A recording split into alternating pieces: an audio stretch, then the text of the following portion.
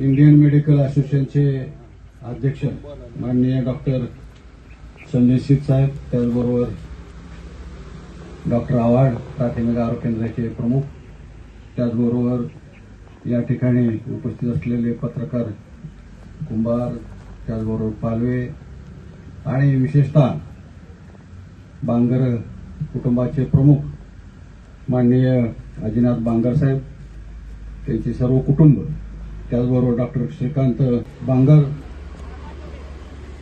त्याचबरोबर या ठिकाणी उपस्थित सर्व मान्यवर, ग्रामपंचायतचे सर्व सदस्य, बंधू आणि भगिनी, आपल्या या यशवंतनगर परिसरामध्ये शिवामृतच्या आणि राजहंस पोल्ट्रीच्या मध्ये या ठिकाणी खाजगी दवाखाना सुरू होत आहे आणि त्यामुळं चांगलं या ठिकाणी समाधान वाटतंय की प्राथमिक आरोग्य केंद्र आपलं आहे शासकीय, पण त्याचबरोबर खाजगी दवाखाना सुद्धा आपल्या ह्या परिसरामध्ये या ठिकाणी सुरू होतोय, हे सुद्धा तेवढंच महत्वाचं आहे. आणि आजूबाजूला काही ठिकाणी उदयनगर आजूबाजूला सुद्धा काही खाजगी दवाखाने चालत आहेत, ते अतिशय चांगल्या पद्धतीने चालत आहेत. त्यामुळे इथं सुद्धा आपल्या डॉक्टर श्रीकांत बांगरांचा दवाखाना व्यवस्थितपणे चांगल्या पद्धतीनं चालेल आणि आपल्या सर्वांना त्याची सेवा आपल्याला मिळेल, हे या ठिकाणी आनंदाची गोष्ट आहे.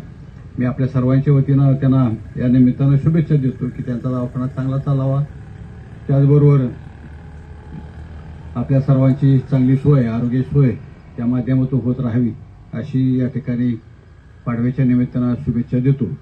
या ठिकाणी जर बोलायचं म्हटलं तर आपल्या माननीय अजिनाथ बांगर साहेब या ठिकाणी आपल्या सर्वांचं स्वागत त्यांनी आलेल्या आपल्या सर्वांचं केलं, उत्साह त्यांचा पाहिला तर आश्चर्य वाटतं का, तर त्याचं वय जास्त आहे आणि बीड भागातून, जामखेड भागातून या ठिकाणी कारखाना सुरू झाल्यानंतर या ठिकाणी व्यवसायाच्या निमित्तानं नोकरी म्हणण्यापेक्षा धंदा या ठिकाणी करण्यासाठी या ठिकाणी आले. बैलगाड्या चालवणं, ऊस तोडणं, बैलगाड्या चालवणं, टोळी मालक होणं, त्याचबरोबर कारखान्याच्या साखरपोत्यांची वाहतूक करणं, हमालीचा व्यवसाय करणं, हे सर्व त्यांनी या ठिकाणी केलेलं आहे. आणि खूप कष्ट त्यांनी केलं, केवळ आपले मुलं चांगल्या शिकावीत, त्याचबरोबर त्यांचं भविष्य चांगलं व्हावं, उज्ज्वल व्हावं, यासाठी त्यांनी चांगलं मार्गदर्शन या ठिकाणी केलेलं आहे.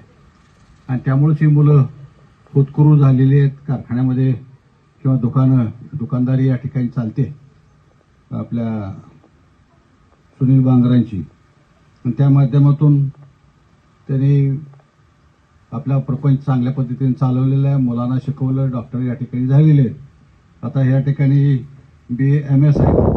आता ह्यांची मुलं आता PhD वगैरे करून MD वगैरे होतील मुलं मुली. त्यामुळं प्रगतीच्या दृष्टिकोनातून वाटचाल कुटुंब या ठिकाणी करता, ह्याचा आदर्श आपल्या सर्व इतर सर्वसामान्य माणसाला सुद्धा होत राहील आणि व्हावा.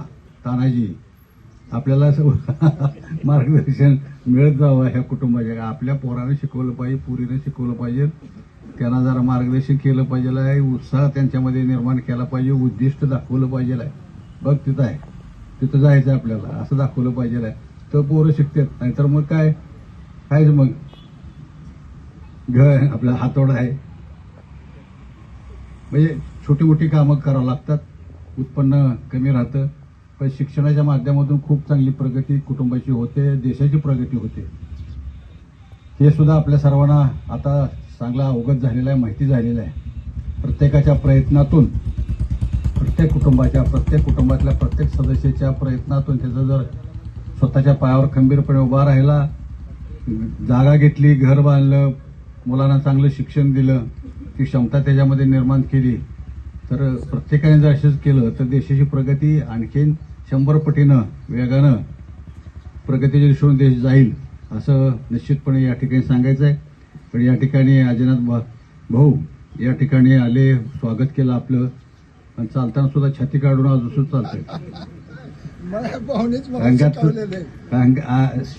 आरोग्य चांगलं असेल, आरोग्य चांगलं तुमचं आहे, कष्ट केलं, आरोग्य चांगलं आहे, आणि त्यामुळंच तुमचं आरोग्य चांगलं, या ठिकाणी कष्ट केलं त्यामुळं आणि विचार चांगले असल्यामुळं या ठिकाणी तुमचं तब्येत सुद्धा अतिशय चांगली आहे. सर्वांना जरूर तुमचं कौतुक वाटतं, अभिमान सुद्धा वाटायला पाहिजे आपल्या सर्वांना की बुवा आपल्या भागातील एक चांगले वयोवृद्ध माणूस आहेत, आरोग्य चांगलं ठेवलेलं आहे, तब्येत चांगली आहे, त्याचं सुद्धा आपण अवलोकन आपण केलं पाहिजे आहे. तर आपलं आरोग्य चांगलं असलं पाहिजे आहे, अशा दृष्टीने सुद्धा सवयी आपल्या चांगल्या असल्या पाहिजे आहेत. सकाळी लवकर उठावं, योग्य वेळी आहार जेवण करावं, नाश्ता करावा आणि चालावं वगैरे सगळं ॲक्टिव्ह आपण असलं पाहिजे आहे. तर आजारपण आपल्याला कमी होईल. पण आजारी जर व्हायचं असेल तर वेळच्या वेळी अगोदरच आपल्याला वाटलं थोडंफार आपल्याला काय ते बिघडलेलं शरीरात, तर ताबडतोब आपण वैद्यकीय डॉक्टरांच्याकडे जायला पाहिजे आहे, निदान करून घेतलं पाहिजे आहे, उपचार करून घेतला पाहिजे आहे. उपचार लवकर जर झाला तर आयुष्य आपलं नक्की वाढतं, हे सुद्धा तेवढंच खरं आहे. तेव्हा योग्य वेळी आपण दवाखान्यात जाणं, उपचार करून घेणं हे आपल्या सर्वांच्या हिताचं राहतं. आणि असे ठिकठिकाणी जर दवाखाने आपल्या जवळ असले, रात्री बेरात्री आपल्याला अचानक काही तर होतं, वयस्कर माणसं घरात असतात, अशा वेळेला जवळचं डॉक्टर कोण असेल तर आपल्याला ही सोय या ठिकाणी या डॉक्टरांच्यामुळे आपल्याला या ठिकाणी निर्माण झालेली आहे. आनंदाची गोष्ट आहे. सांगायला काही हरकत नाही. वेळच्या वेळी योग्य वेळी जर उपचार करून घेतला, निदान झालं आणि लवकर उपचार जर करून घेतला तर आयुष्य खूप चांगलं वाढू शकतं. हे माझ्या स्वतःच्या उदाहरणावर आहे. कारण मला ऑपरेशन करावं लागलं 13 साली, पोटाचं ऑपरेशन करावं लागलं. ऑपरेशन जर उशिरा झालं असतं तर आज मी इथं नसतो दिसलो.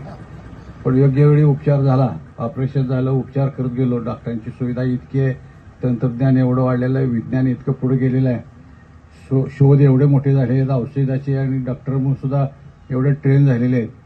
म्हणजे निष्णात डॉक्टर आपल्या देशामध्ये आहेत, आपल्या भारतामध्ये आहेत, इथं आपल्या अकलूजमध्ये सुद्धा सगळ्या सुविधा आपल्याला निर्माण झालेल्या आहेत. आणि त्यामुळं जरूर आपण योग्य वेळी आपण डॉक्टरांच्याकडे गेलो, लवकरात लवकर जर जायचं आणि उपचार करून घेतलं तर नक्की दीर्घायुष्य आपल्याला लाभू शकतं. ग्रामीण रुग्णालय आहे, प्राथमिक आरोग्य केंद्र आहे, पण वैयक्तिक खाजगी दवाखाने सुद्धा चांगले मोठे या ठिकाणी आपले चालत आहेत. आणि उपचार आपल्या सर्वात मेडिकल हब म्हणून आपल्या अकलूजकडं पाहिलं जातं. आपल्या सहकाराच्या माध्यमातून प्रगती झालेली आहे. शिक्षणाच्या माध्यमातून सुद्धा गावामध्ये खूप मोठा बदल किंवा प्रगती झालेली आहे. व्यापार मोठा आहे. सर्व दृष्टिकोनातून, व्यवसायाच्या दृष्टिकोनातून आपला अकलूज आता प्रसिद्ध पावलेला आहे. आपल्या यशवंतनगरची लोकसंख्या जर पाहिली तर कारखाना व्हायच्या अगोदर फक्त मोहिते वस्ती होती, कुंभार सुद्धा गावातच राहत होते. कारखाना झाला आणि मग सगळेजण आपापल्या शेतामध्ये येऊन राहायला लागले आणि हळूहळू गाव वाढत गेलं.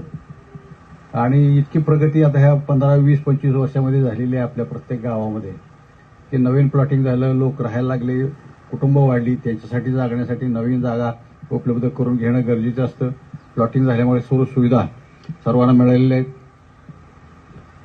2-3 हजार लोकसंख्या असलेलं गाव आता 15,000 लोकसंख्येवरती आपलं आलेलं आहे. स्थानिक लोक आहेत आणि बाहेर गावावरून शिक्षणाच्या माध्यमातून आलेले, नोकरीच्या निमित्तानं आलेले, व्यवसायाच्या माध्यमातून आलेले सर्वजण या ठिकाणी. शिक्षण चांगलं आहे, शिक्षणाची सुविधा आहे, आरोग्याची सुविधा आहे, शांतता आहे, पाणीपुरवठा वगैरे आहे, अंतर्गत सुधारणा आहेत, हे सर्व सुविधा आहेत. त्यामुळे लोक इथंच स्थायिक होऊ लागलेले आहेत, हे सुद्धा महत्त्वाचं आहे. आणि म्हणून या ठिकाणी सर्व सुविधा आणखीन चांगल्या होत असतील तर नवीन डॉक्टर निर्माण होणं, त्यांनी आपला व्यवसाय या ठिकाणी चालवणं आपल्या यशवंतनगर परिसरामध्ये, हे सुद्धा गरजेचंच आहे. या ठिकाणी डॉक्टर श्रीकांत यांनी या ठिकाणी दवाखाना चांगला चालवावं, निदान आणि त्याच्यावर योग्य औषध देणं हे महत्त्वाचं राहतं. तर त्याच्यामध्ये आपण जरूर पारंगत असणार आहात. परंतु नवीन शिकत जाणं, ज्ञान असेल तर किंवा उपचार पद्धती असतील, औषधं असतील तर त्याची माहिती आपण करून घेतली पाहिजे आहे. आणि त्याचबरोबर त्याच्यामध्ये त्याचा वापर आपल्या पेशंटसाठी आपण करत राहायला पाहिजे आहे. तर जरूर चांगली सेवा त्या माध्यमातून घडू शकते आणि दवाखानाही चांगल्या पद्धतीने चालू शकतो. तेव्हा शिकत राहिलं पाहिजे आहे. एवढंच या ठिकाणी आपल्याला सल्ला या ठिकाणी देतो. आहात डॉक्टर आहात, सगळी माहिती आहे, पण नवीन तंत्रज्ञान एवढं पुढे आलेलं आहे, औषधं सुद्धा इतकी नवीन आलेली आहेत की त्याची माहिती असणं सुद्धा तेवढंच महत्त्वाचं आहे. 4 दिवसाला, महिना 2 महिन्याला नवीन औषध येतं आणि त्याचा वापर सुद्धा योग्य जर झाला तर पेशंट चांगल्या पद्धतीने नीट होऊ शकतात, हे सुद्धा वस्तुस्थिती आहे. तेव्हा माहिती घेत राहणं, आपण हुशार आहोत आणि आपण काय दुसऱ्याचं ऐकायचं नाही असं जर म्हटलं तर आपल्या ज्ञानात भर पडत नाही. एवढं सुद्धा तेवढंच खरं आहे. त्यामुळं माहिती घेत राहणं आणि आपल्या आरोग्य शिबिर आपण आयोजित करतो यशवंतनगर प्राथमिक आरोग्य केंद्रामध्ये. त्या ठिकाणी सुद्धा आपण येत चला, तिथं मार्गदर्शन किंवा तिथंही उपचार करत जावा. सहकार्य ग्रामपंचायतीत सुद्धा आपले त्या माध्यमातून होत राहील. मी या ठिकाणी पाडव्याच्या निमित्तानं अकलाई क्लिनिकचं उद्घाटन झालं असं जाहीर करतो. त्याचबरोबर त्यांना शुभेच्छा देतल्या. दवाखाना चांगला चालावा, प्रगती व्हावी, लोकांची सेवा तुमच्या माध्यमातून होत राहावं, नावलौकिक होत जावा. तुमच्या नावाचा नावकर डॉक्टर आहेत, चांगलं आहे, औषध दिल्यावर नीट होतंय, असा प्रचार जर झाला तर आणखीन लोक पेशंट तुमच्याकडे यायला लागतील. गुढीपाडव्याच्या हार्दिक शुभेच्छा. आज डॉक्टर श्रीकांत बांगर यांच्या अकलाई क्लिनिकचं उद्घाटन समारंभ आदरणीय दादासाहेबांच्या हस्ते आज झाला आणि त्यानिमित्ताने त्यांना पुढील प्रॅक्टिसमध्ये योग्य मार्गदर्शन मिळेल आमच्या सर्वांकडून आणि त्यांना चांगलं यश मिळो, त्यांच्या हातून चांगली सेवा घडो, त्यांचा फायदा सगळ्या पेशंटना व्हावं हीच अपेक्षा व्यक्त करतो आणि त्यांना शुभेच्छा देतो. धन्यवाद. मी डॉक्टर या ठिकाणी उपस्थित आहेत. कुठलंही क्लिनिक सुरुवातीला ओपनिंग करायचं म्हणलं की डॉक्टर त्यासाठी प्रिपेअर असणं फार गरजेचं असतं, कारण आम्ही पण त्या गोष्टीतनं सर्वजण गेलेलो आहोत. यासाठी मीटिंग पिरियड म्हणा किंवा पेशंटचं कम्युनिकेशन कसं आहे, ह्या गोष्टी फार महत्वाच्या असतात. आता शासनाच्या पण वेगवेगळ्या काही योजना आहेत. शासनाचं आता आयुष्यमान भारतचं तर एवढं बऱ्यापैकी जर लोक लाभ घेत आहेत ह्या गोष्टीचा की प्रायव्हेटचे जे काही मोठमोठे हॉस्पिटल आहेत तिथं जी सेवा काही त्या ठिकाणी मिळते ती सगळी पूर्ण सरकारी दवाखान्यात मिळायला सुरुवात झालेली आहे. त्यामुळे जेणेकरून लोकांचा जास्तीत जास्त फायदा कसा होईल या दृष्टीने खासगी डॉक्टरने पण विचार करणं गरजेचं आहे. मी फार काही जास्त बोलत नाही. आज या निमित्ताने डॉक्टर श्रीकांत बांगर यांना पुढील वाटचालीसाठी शुभेच्छा देतो आणि शब्द संपवतो.